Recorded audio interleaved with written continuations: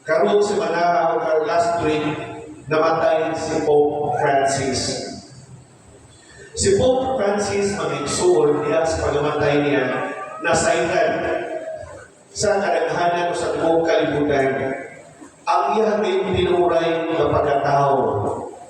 Nga naman, kay si Pope Francis di ay mag-igsuol, wala ngayon suod ang iyang bangko, bisig piso. Dili piso, $1 o euro, si €1. Wala ngayon suod ang iyang bangko. Galing sa iyang pitaka, iyang nakita, $100 lang. Pampalit siguro ni kay Suter, umuhon siya.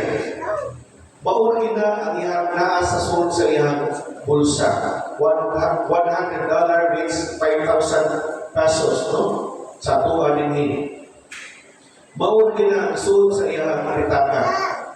Kani si Pope Francis mag-igsuon, since sa conclave, hangtod karon, wala na gud siya makaulit sa ilahang balay. Kung bisita lamang sa ilahang dapit. Galing si Pope Francis mag-igsuon, kung buto naon, being a Pope, nakamagin siya iyahang allowance. Gumadawat, mu-work ka na siya o mga 4 to 500 euro.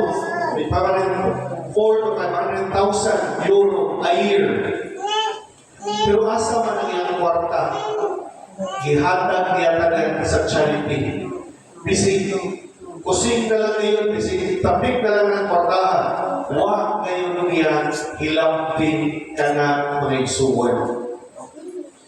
This is a best example of kanibang generosity out of the divine mercy of God.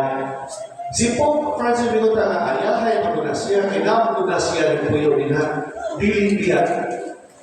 Kay si Pope Francis mag-igsuon, diha kuno sa iyang pagpuyo, paghimo niyang Pope, na maging Pope residence, no?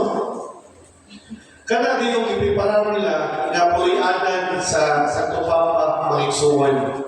Na dito yun, okay, Pope God, pero i-choose siya o lugar asa siya puyo.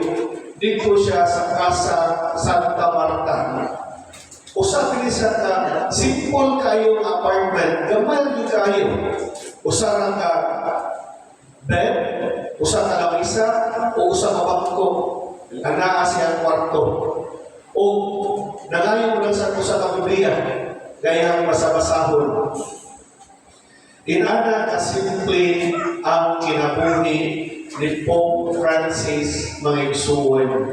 O mo ka na di kita karabang ang iyang pagpuyong bisan pa layo siya sa mga pobre, pero iyang ipuyan ang pagka-pobre sama sa mga kabus.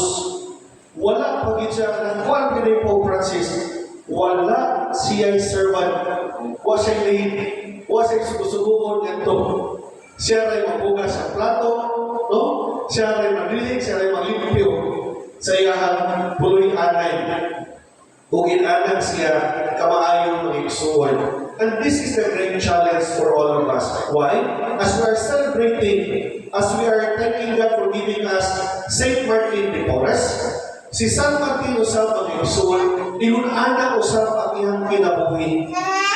Although si Saint Martin is just an ordinary, no, kanabang servant of God, but dihimo siyang extraordinary tungod sa iyang pagpakabanat ngadto sa mga kabus o sa mga nakinahanglan. O sa kanang itawag nato o divine mercy. Ang constant love sa Ginoo alang para kanatong tanan. Ang gugma sa Ginoo dili gina siya mag-usap. Sama sa gugma ni Pope Francis o sama sa gugma ni San Martin de Porres mga igsuon. Ugo kini ang hindot o hagin anang kanatong tanan.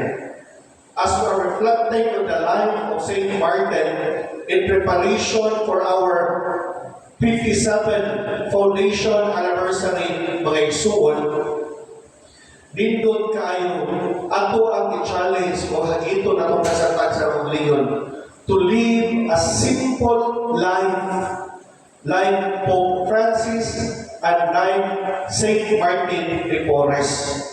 Simplicity, dili lang ingon na mo simple na naglibing, but however, to share and to focus our attention to those in need. Amen.